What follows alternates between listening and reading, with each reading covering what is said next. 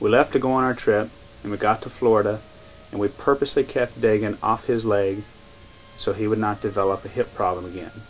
After a few days at Disney World, Dagen's fever came back. We had some medicine with us for the fever, and we gave him that. After a couple of days, the pain was getting to Daegen, and he continually cried and was wanting to be held by Janelle.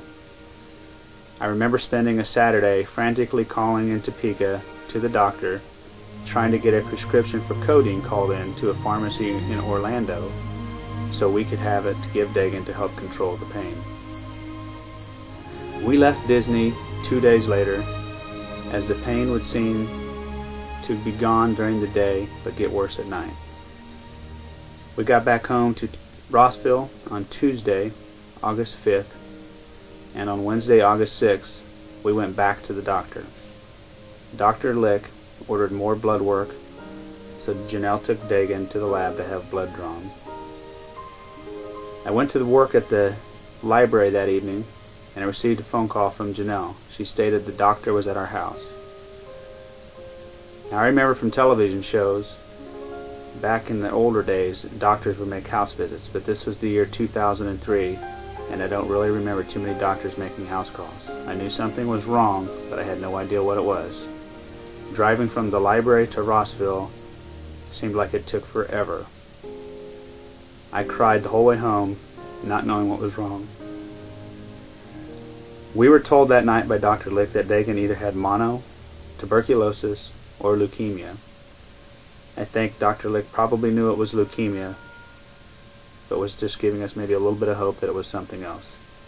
She told us she had pre-admitted Daegen to KU Med and that we were to head down there immediately, and we could expect to stay for at least 7 to 10 days.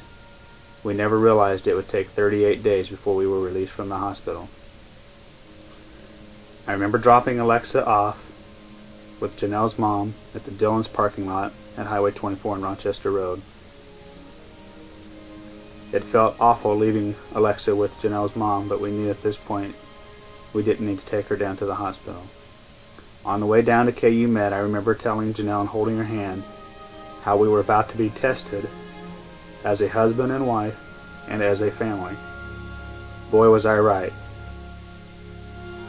All of you can imagine what it's like to have something horrible happen to your child and feeling totally helpless. On the dreaded day, August 7, 2003, when they told us that Daegen had leukemia, it was like we were hit by a brick wall. I was in so much shock I couldn't even think straight. In fact, I had no idea what to do or how to feel. I remember thinking, how could this happen to our family? How could God let this happen?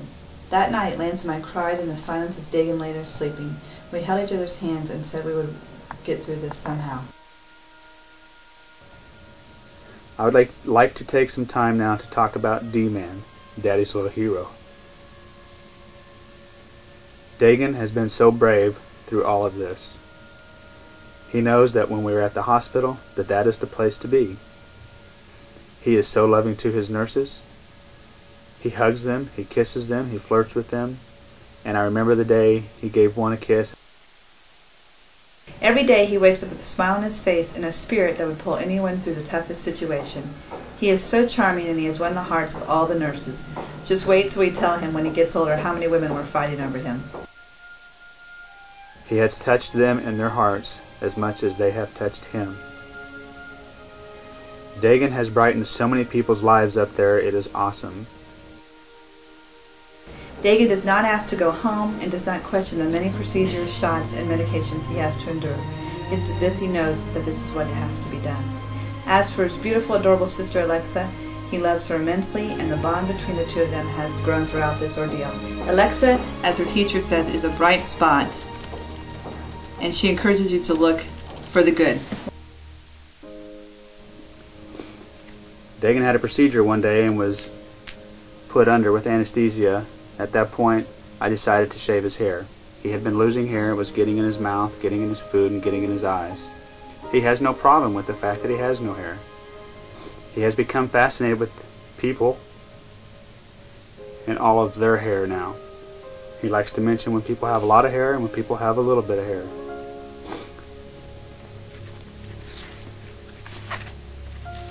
Daegen has determined that light blue is his favorite color. He likes to wear his SpongeBob SquarePants slippers. I didn't even know he knew who that was. But the day we bought those at Target, with Alexa getting a pair herself, it was so cool to see the reaction on his face.